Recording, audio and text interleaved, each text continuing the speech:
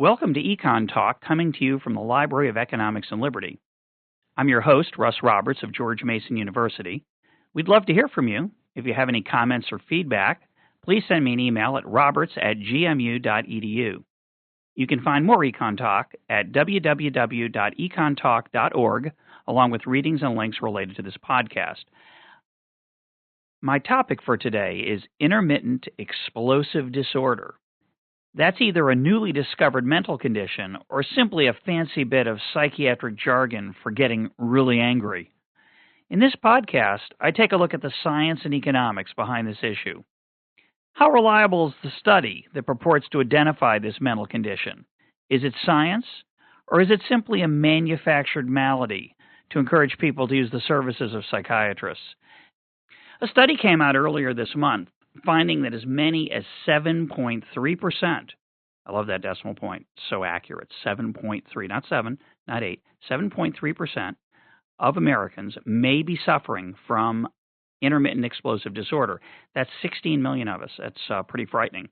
The day after the study was released, there were almost 400 news stories on Google News, describing that study. And the original study was published by the Archives of General Psychiatry, a very fancy scientific journal, and it was heralded as a possible, this new disorder was heralded as a possible explanation for road rage and spousal abuse and other forms of violence and anger. Here's what the Associated Press story had to say about it.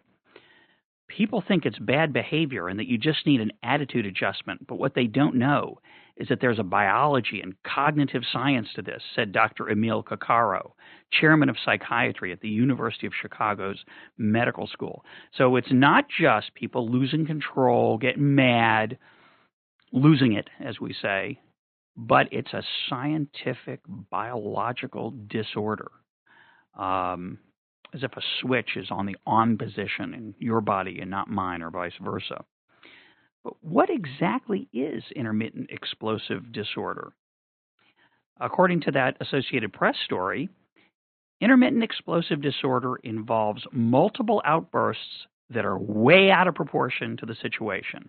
So it's not just getting mad. We know we're angry. We know that's human. That's normal. This is getting angry out of proportion. What is that exactly? I mean, here are a couple things I thought about. I was watching Walk the Line the other night, the Johnny Cash movie, story of his life. And there's a scene in that movie where Johnny Cash has been rejected by June Carter for about the nth time, and he loses it. He takes his guitar, which is worth hundreds, maybe thousands of dollars, and he smashes it. But he's not done. He's still mad, and then he rips a sink off the wall. And then, for excitement, he takes a few drugs, pops a few pills, and washes it down with some beer. Now, would you call that an incident of intermittent? I love that intermittent thing. It's intermittent. So if you're not raging around, you could be suffering from it, but you're just not showing it. But is that incident an example of intermittent explosive disorder? Was that rage out of proportion? It's certainly not an appropriate way to behave. You could say, is it normal, though? I don't know. The woman of your dreams rejects you. You get really mad. Is that out of proportion? I mean, would you say he's reacting only to the fact that he's been rejected by the woman of his dreams? Or would you say that's a big deal? And of course he's angry and furious. Not an appropriate way, perhaps, to express it. But is that intermittent explosive disorder? Or what about golf? It reminds me of an imaginary ad for MasterCard. State-of-the-art plutonium golf clubs, $3,800. 27 years of one-on-one lessons that do nothing for your golf score, $42,000. Tossing your clubs into the lake after driving the 7th ball in a row into the woods, priceless. Maybe all golfers suffer from intermittent explosive disorder. Most golfers I know, amateurs, all, do occasionally lose it on the golf course. I had a friend I used to golf with, and another friend said about him, he's so even-keeled on the golf course. It's so impressive. He's so calm. And I said, well, he should be. He shoots in the high 70s and low 80s. If I shot like that instead of in the low 100s, 100 teens, maybe 120 on a bad day, I'd be more even-keeled too. Now, I've never thrown my clubs into the lake or broken a club, but a lot of golfers have. I don't think golfers suffer from intermittent explosive disorder in any proportion out of the rest of the population, but who knows? A former colleague of mine at Washington University in St. Louis, a physicist, once asked me in an embarrassing moment, do economists know anything? Do they know anything? Do they really know anything? Kind of an awkward question, don't you think? I paused, wasn't quite sure how to respond, slightly embarrassed. You know, being in the social sciences, not quite as prestigious and scientific as the real sciences, or as they're called, the physical sciences. And I stalled for time and said, well, what do you mean by know? He said, well, you know, like physicists know things. Like what, I asked. Well, you know, like the gravitational constant, where Mars is going to be on July 17th, 2018 at 11 a.m. in the morning. I thought, well, we really don't know anything like that. We talk about it sometimes. We might say, oh, you know, the demand elasticity, the price elasticity of for gasoline is less than 1. It's inelastic. But we understand that any precise estimate of a price elasticity, or for gasoline or shoes or butter, we're not really very confident about that estimate. It's an estimate. We're good at general directions of things. We have some, I think, insights into incentives and markets and spontaneous order and other important concepts, but we don't know things in economics the way physics or chemists know things. I also thought about my late father-in-law, David Kupfer, who was a biochemist who wrote over 150 scientific articles, most of them, maybe all of them, on cytochrome P450. Kind of a narrow field, it seems, but cytochrome P450 is an incredibly important protein within the cell that helps metabolize various chemicals and drugs, toxins, and other things. And it's incredibly important, and he studied it relentlessly, and there's thousands of people who study that protein relentlessly around the world, people around the world who study that protein relentlessly, and they understand something about it. They don't understand everything, but every paper that's written on that adds to our knowledge in a way that social science often, unfortunately, doesn't. And where does psychiatry fall into that? Is it a real science, or is it kind of a fake science? Do they really know anything? Does this study of intermittent explosive disorder advance our knowledge of human behavior or brain chemistry? Well, to answer that question,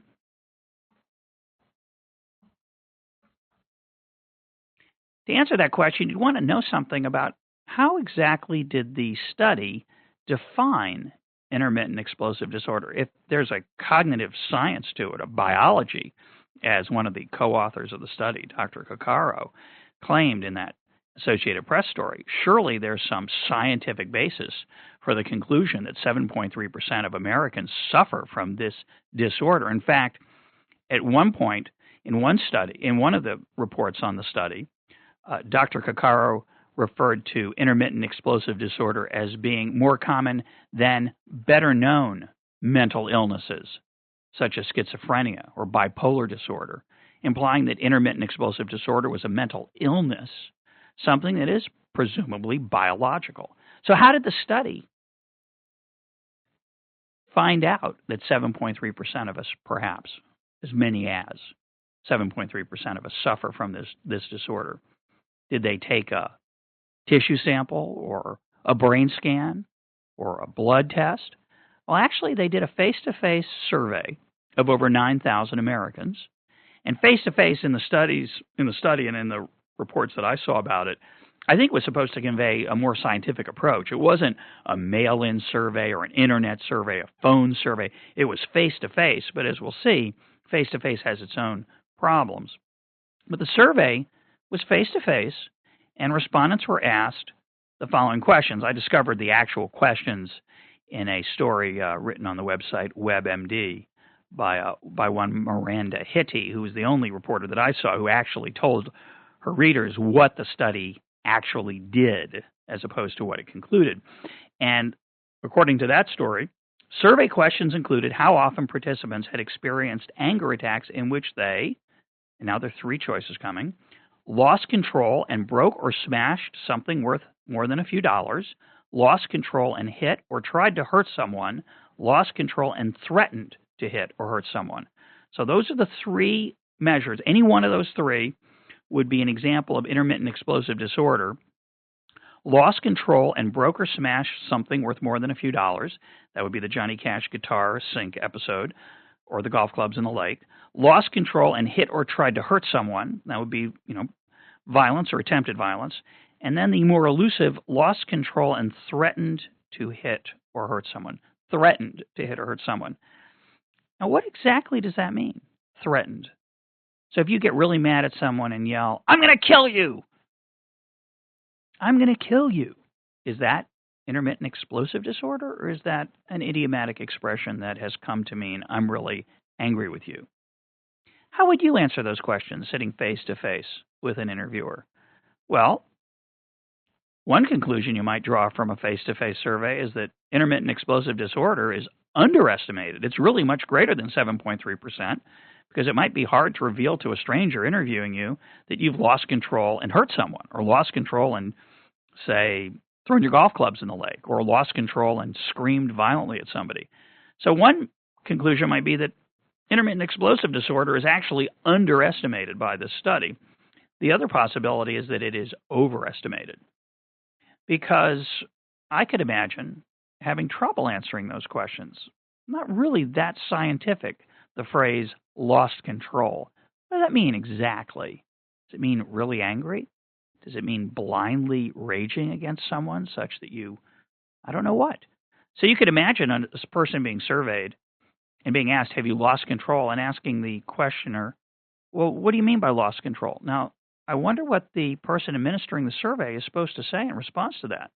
There are usually instructions in these kind of surveys. I pulled up the original study, and I didn't find that. But I wonder what the survey designers told the people administering the survey they should respond if a respondent is unsure as to the meaning of lost control or the meaning of threatened.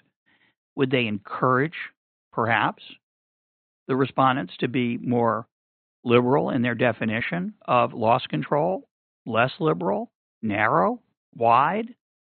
I don't know. So it's not the most scientific technique to ask someone, have you lost control? And have you threatened someone? What exactly does that mean? Either way, 7.3% of the people evidently in the study responded at least once to those, with at least one of those conditions. So what should be done about it? Well, according to the Associated Press story, Coccaro said the disorder involves inadequate production or functioning of serotonin, a mood-regulating and behavior-inhibiting brain chemical. Treatment with antidepressants, including those that target serotonin receptors in the brain, is often helpful, along with behavior therapy akin to anger management, Coccaro said. So we need a two-pronged approach, according to the study author, one of the authors of the study.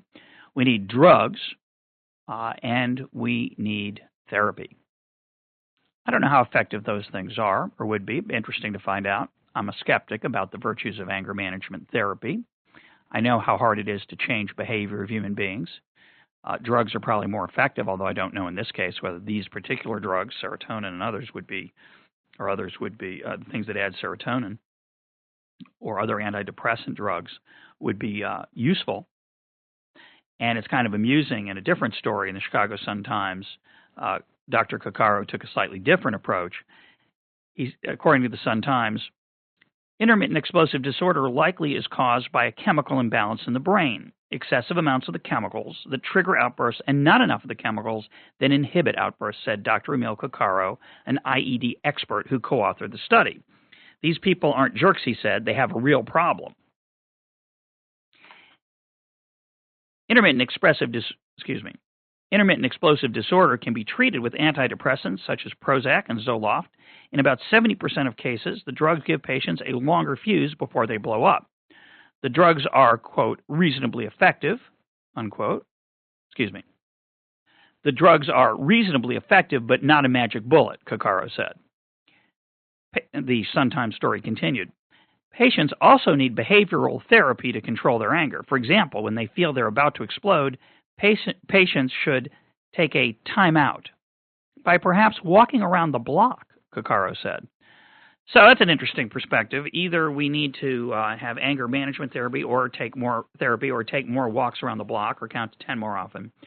I counsel friends when very angry about a perceived or actual injustice to sleep on it. That's a piece of advice I have heard from others that I've found very useful in my life.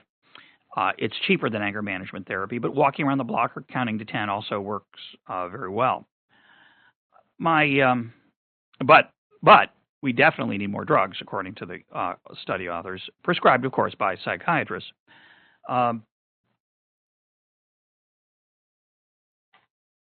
This is fake science.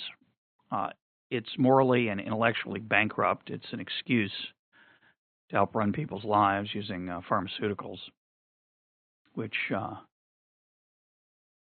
psychiatrists are very positive about, not surprisingly.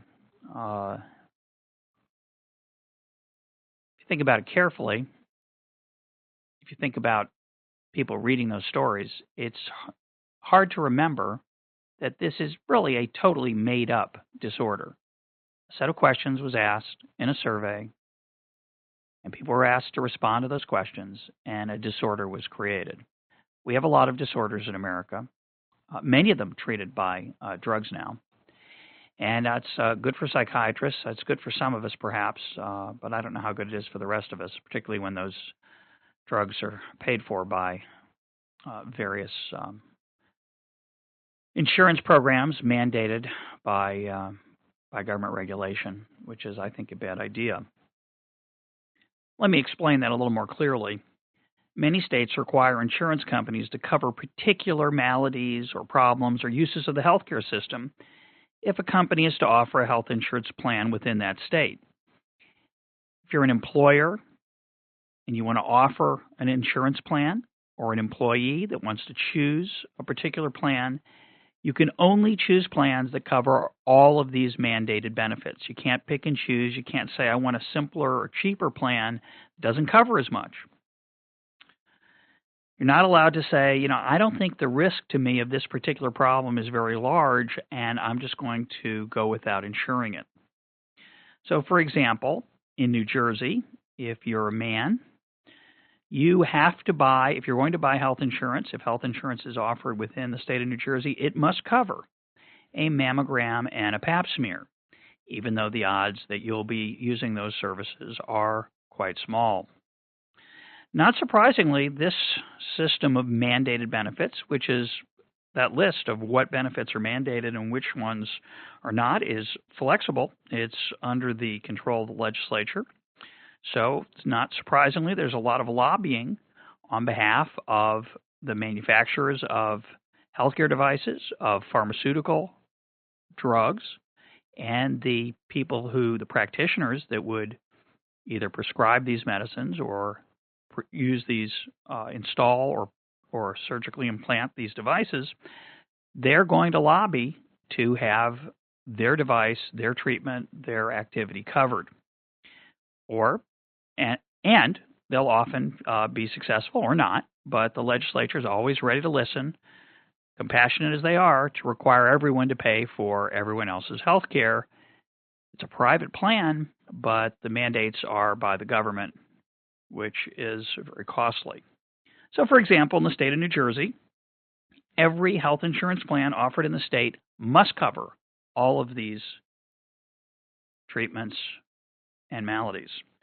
Alcoholism treatment, any willing pharmacy, bone marrow transplants, childhood immunizations, colorectal screening, congenital bleeding disorders, dental anesthesia, dental benefits for the disabled and children under 5 years old, diabetes, domestic violence injuries, food and food products for metabolic diseases, home health care, infertility treatment, mammograms, maternity without regard to marital status, minimum maternity stay, minimum mastectomy stay, non-steroidal infant formula, nursing home care, off-label drug use, out-of-network services, pap smears, pre-existing conditions under certain circumstances, Prescription drugs, prostate cancer screening, reconstructive breast surgery, second medical/surgical opinions, wellness examinations, and Wilms tumor. I don't know what Wilms tumor is, don't know how rare it is, but if you are in the state of New Jersey and you offer a health insurance plan, it must cover that.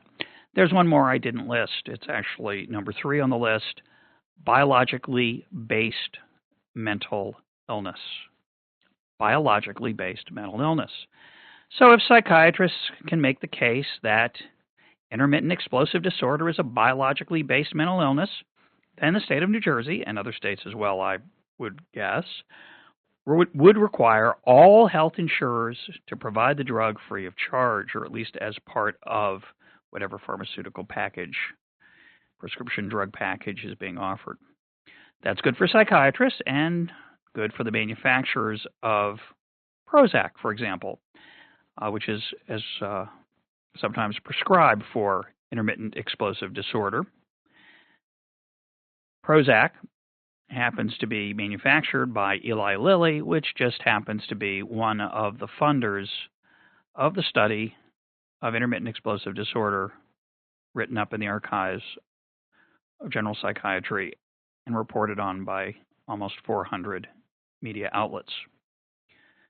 A special thanks to Miranda Hiddey at the WebMD.com article I referred to earlier for reporting on that important fact.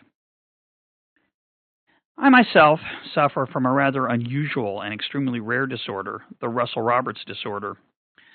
This disorder is described by my unique set of bizarre, normal, peculiar, mainstream, perfectly acceptable. You can even dress him up and take him out, but only from time to time, offbeat behaviors. And I have a special regimen for coping with this disorder. It includes talking to my wife, playing with my children, religious services, the occasional baseball game, and yes, I confess, the odd beer or glass of single malt scotch. So far, I've been able to keep the disorder in abeyance, but I have not been interviewed face-to-face by any psychiatrist, so who knows how healthy I really am. I want to close with a story from the Associated Press report on this study. That would be funny if it weren't so sad. Here's the close of the Associated Press story that I read on Yahoo News. Jennifer Hartstein, a psychologist at Montefiore Medical Center in New York, said she had just diagnosed the disorder in a 16-year-old boy. In most situations, he's relatively stable, calm, and very responsible, she said. But in stressful situations at home, he explodes and tears apart his room, throws things at other people, to the point that his parents have called the police. Hartstein said the study is important because many people are not aware of the disorder.